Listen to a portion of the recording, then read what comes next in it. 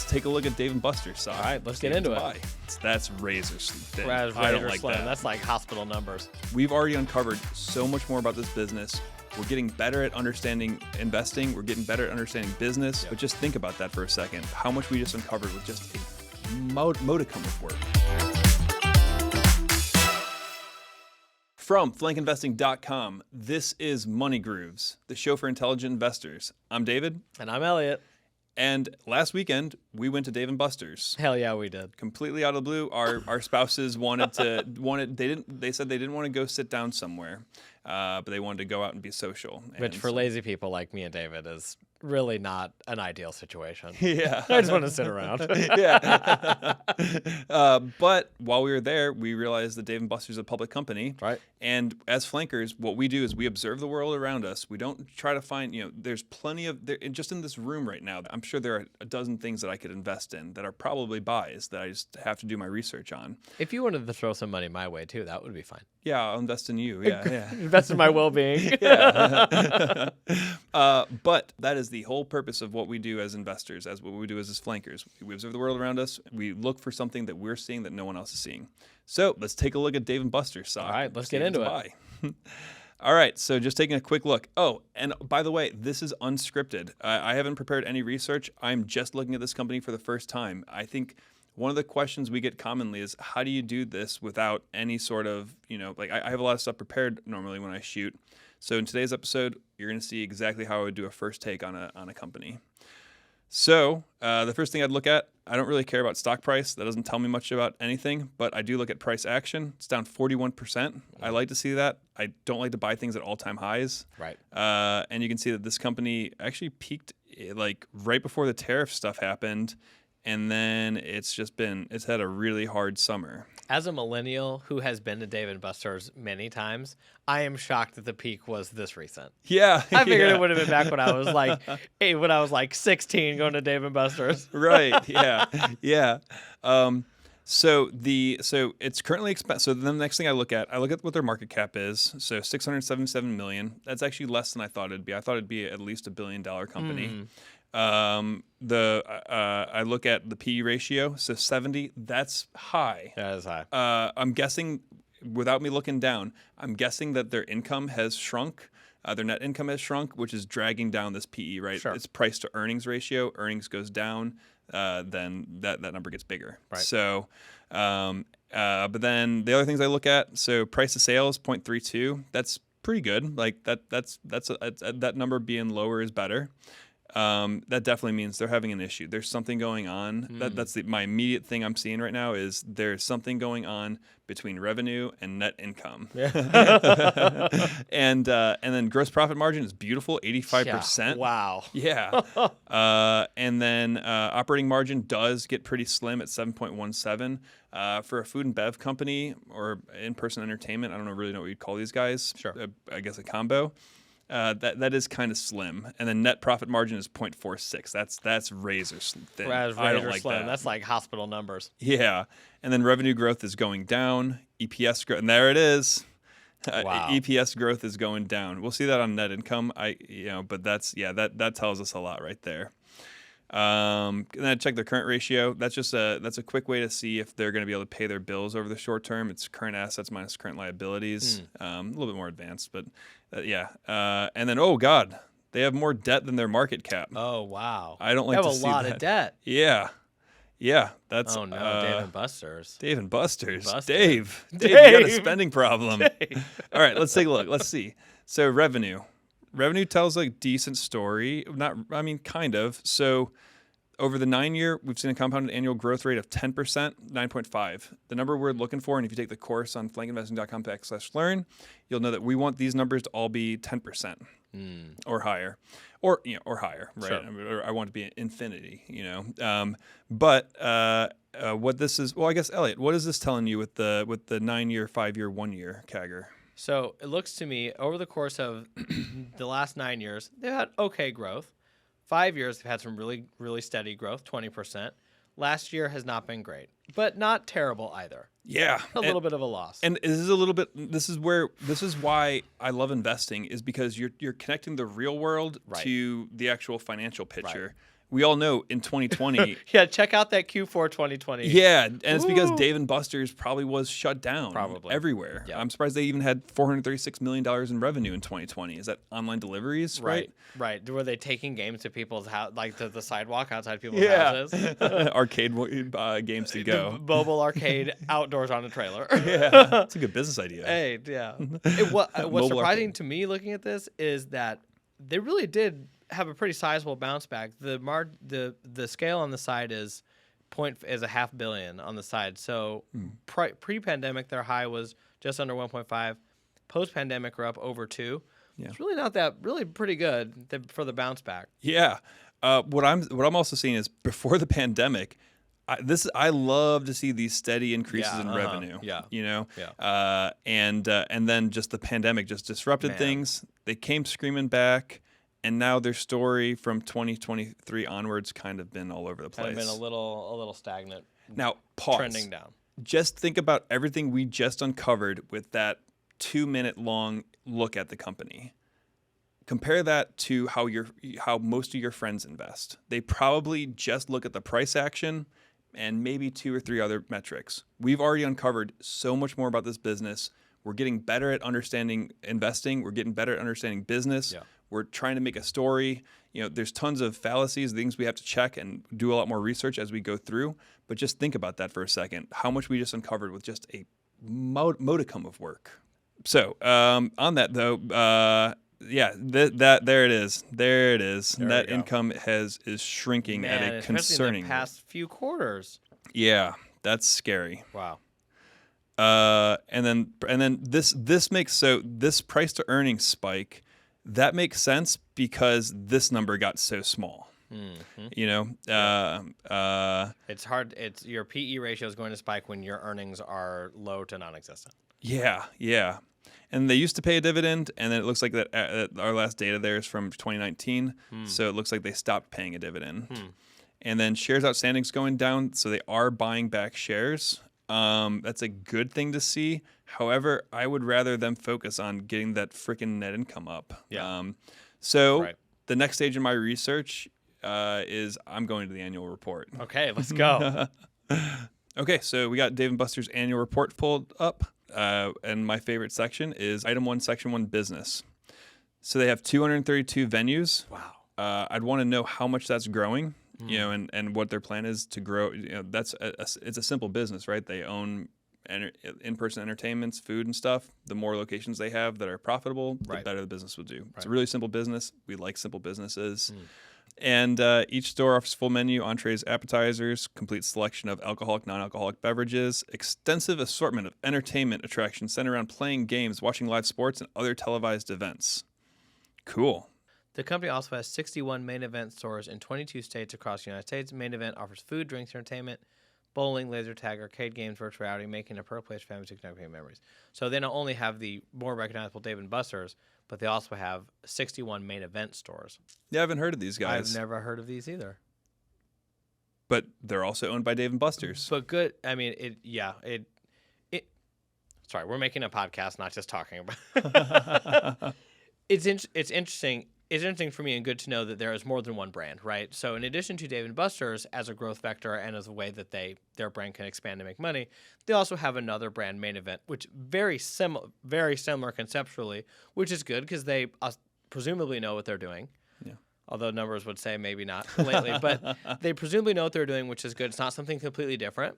So interesting that they have that as well. Yeah, completely agree. All right, so they break up their business into 2 segments. They have their entertainment, which is the games that they have, including with their Main Event stores. They're talking about the activities including bowling, laser tag, billiards, and gravity ropes. They talk about their RFID chips. Our entertainment revenues accounted for almost 65% of their total revenues during fiscal 24. So that's important because that keys us in that that's the business. That's where they're making most of their money. Right. That's what we want to look at the most. Do you think that money they're making is profit or raw money that they're bringing in? Yeah, it's revenues. So it's top line. Yeah, raw money bringing in. Yeah. And so then I would, risk factors, you read those on your own time. I'm not going to sit here and read risk factors to our audience. Unless you're trying to go to sleep. And if you want some ASMR risk factors reading, just let me know. I'll make whatever content you guys What's want. interesting is I think I would probably be most interested in the risk factors. I'm a very risk averse individual. Hey, that's great. Great investors are risk averse. Okay. So, they come. So I don't like when I'm getting greeted by this horror. Like, frankly, let's just call it what it is. This is a bad annual report. Like 3.3% decrease in revenue, and you're not even gonna. And I hate to go back to our last episode, but you're not even gonna give me a chairman's letter. Yeah, you're not gonna give me a CEO letter to me as the owner of the business. Oh, okay, like f you too, Dave and Buster's. But we had a great time. That was a really enjoyable. We did have a good time. But yeah, revenue's down 3.3%.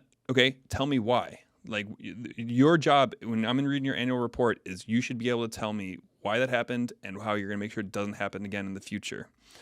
Net income totaled $58 million. Okay, that's fine. Again, compared with net income of $126 million in 2023. So your net income is down almost by 50%. Why the heck aren't you telling me about like what happened? Why am I finding this out? Why are you asking me to dig this out? Sure. Right. So what their strategy is, they offer food. They're going to try to be at competitive prices. They should probably reevaluate their pricing strategy because they're not profitable. Drive customer engagement through strategic marketing, loyalty offerings. Optimize our footprint with new venues and refreshed existing locations. Cool. Okay. It appeared to me that's a pretty generic strategy section. However, what else what else would we want in their strategy section? Like, we're going to build spaceships, Well, that's the beautiful thing about, right. Yeah. We're going to build spaceships and sell shoes. That took me a second. Yeah. Dave and Buster's OnlyFans edition. Yeah. Right. Yeah. No, that's a good, and that's why it's easier to study simple businesses. Right. We know what these guys do. We're all familiar with it. We're not trying to, figure out how they're going to, get cold fusion, Right. Like we just have, it's like, okay, yeah. We are expanding into nuclear. Yeah. But yeah, I agree though. I would expect to see more there. Just like a little more pizzazz, yeah. Or something a little bit more like impactful. Yeah, the business is feeling stale. Right. Which means private equity is probably going to start swimming around pretty soon. Okay. So the question I want to answer is why the hell did net income drop precipitously? Right. Like what the heck is going on in the business? And when we look at their income statement, we get a little bit of insight here, but nothing's really screaming at me. So total revenues went down slightly, and which is from entertainment costs going down, and so entertainment went down. Their food and beverages revenues went down. So it looks like just that could be attributed to probably lower foot traffic. Right.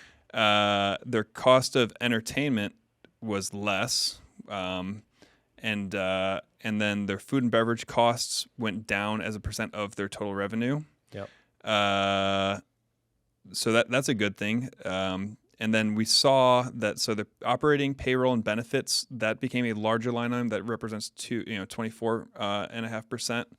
And then their other store operating expenses went up pretty big. Yeah, it went from 669 to 690. Yeah. The depreciation and amortization line item jumped as well. Yeah, it did by $30 million.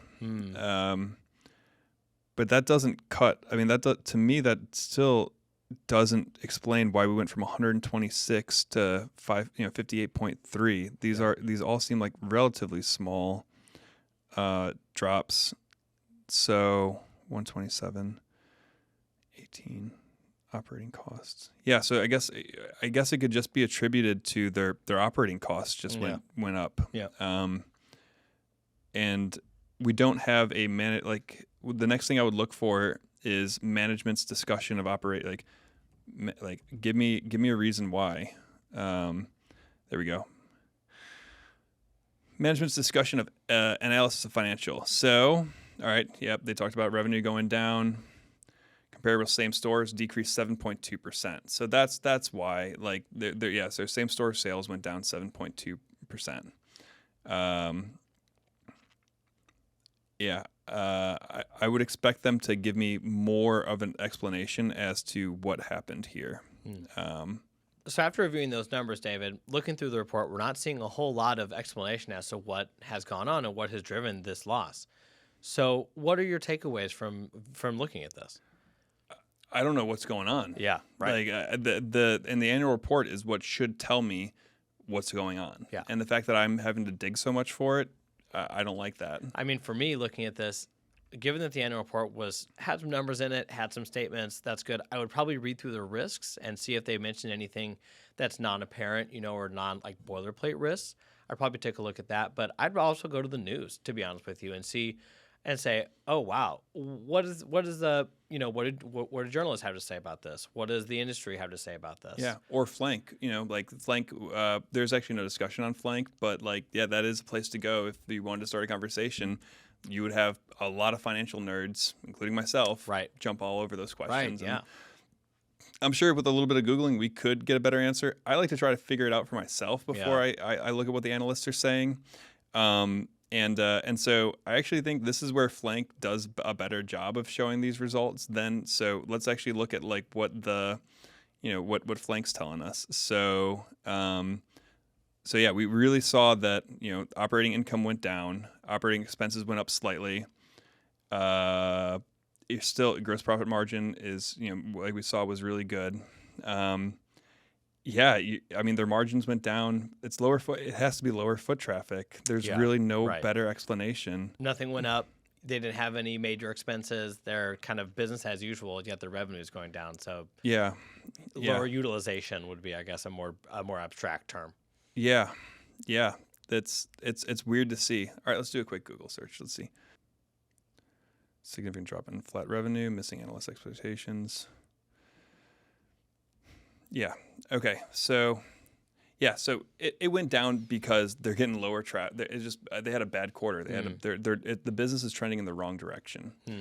I'm not gonna do more research on them right now. If anyone in the community wants to look at it further, I'll help out with the research. But really, I'm not excited about this business. But if I was, I would hit this start research button and I would have a whole list of actions to do so I really understood this business. Cool. But really the big takeaways from this video were, we as flankers, we observe the world around us, and that's how we find what we're going to invest in. You don't have to go ask Wall Street for a biotech company that you've never heard of, right? You just go, oh, wow, hey, Dave & Buster's is a cool product, I wonder how the business is doing. Right. And then I'm sure if I studied this, I'd find 2 other businesses that I was excited about. Sure. And then when you actually go through the full Flank methodology and you do all of the sub-steps, you really will have a complete picture if you've done it right. You still have to do your homework. Cool. Thanks for taking us through kind of your research process and showing us how to understand what's going on, showing us some of your reactions to some of the metrics, and walking us through an annual report. This was great. Yeah, thanks. And if you guys want to see more of these kind of cold takes, just let me know. I can do it with a business I'm familiar with, or I can do it with a business that I'm not familiar with. And also seeing your takes is also really good too. Yeah. That's all for this one. Thank you so much for watching, and we'll see you in the next one. Cool. Thanks, everybody.